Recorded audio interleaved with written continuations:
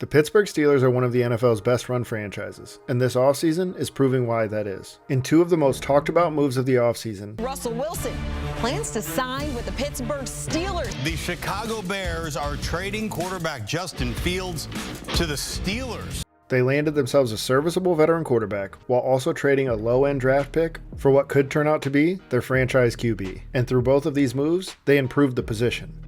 The Bears should probably hang up when the Steelers call. If this trade works out like the Chase Claypool trade, Ryan Poles should never, ever answer a call with a Pittsburgh area code for the remainder of his career. Mike Tomlin has committed to Russell Wilson as the starter, but he has also openly stated that there will be a competition between Justin Fields and Wilson. From my vantage point, both these options are better than Kenny Pickett as of right now in the NFL today. Welcome back to Unlikely Success. Like, comment, and if you're new to the channel, don't forget to subscribe. Let's get into 3 ways the Pittsburgh Steelers demonstrated making moves of a well-run NFL organization and why I see this as a smart team being smart. Starting off with reason number 1, Russell Wilson could recapture some of his former magic. Alright, at this point I may be starting to sound like a Russell Wilson apologist, but I think he was a league average quarterback last season. He is not the same guy in Seattle who they should have let cook. But I also think that Sean Payton never gave him a fair shake. That's just my opinion though. Regardless of your feeling on Russell, he is currently an upgrade over Kenny Pickett, and when you combine that with what he could mean for Fields' potential development, you get an intriguing opportunity. Wilson could recapture some magic from the past, maybe,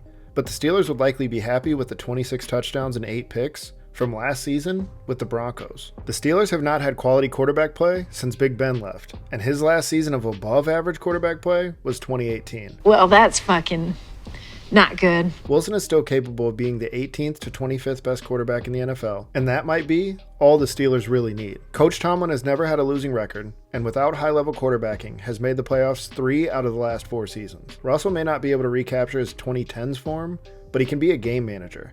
If not, well, they have a backup plan, which leads me to reason number 2 this was a smart move. Justin Fields' upside.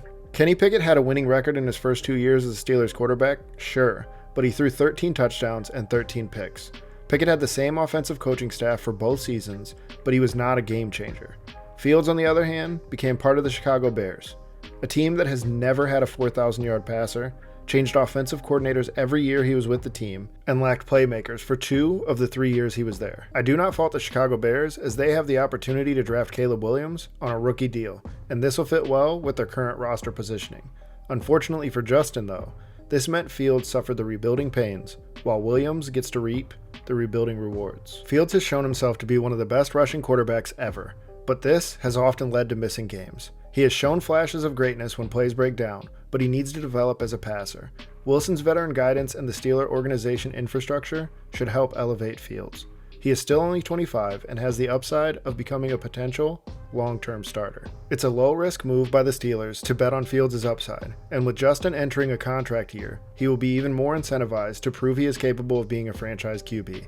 Now we hit our 3rd and final reason these moves were intelligent risks. The team is ready to win now. Pittsburgh was 10-7 last year with below average play at quarterback. They ranked in the bottom 3rd of the league in every passing statistic, and they were a bottom 5 team in points scored. The only areas their offense was in the top half of the league were turnovers, rushing yards, and rushing touchdowns. And this was with having pass catchers like George Pickens, Deontay Johnson, and Pat Freiermuth. Matt Canada was a below average offensive coordinator, and between upgrading QB and replacing their coordinator, a case can be made that the Steelers are on the rise. Defensively, they were a top 10 unit. TJ Watt is a perennial Defensive Player of the Year candidate, but it's an aging cast. In fact, it was the oldest by average age on the defensive side of the ball. It's not hard to understand why the organization wanted to improve their quarterback spot, given where this team is at in its current state. The truth is, it's the offseason, and none of us know how a given year will play out. My trust is in the Steelers organization and their head coach.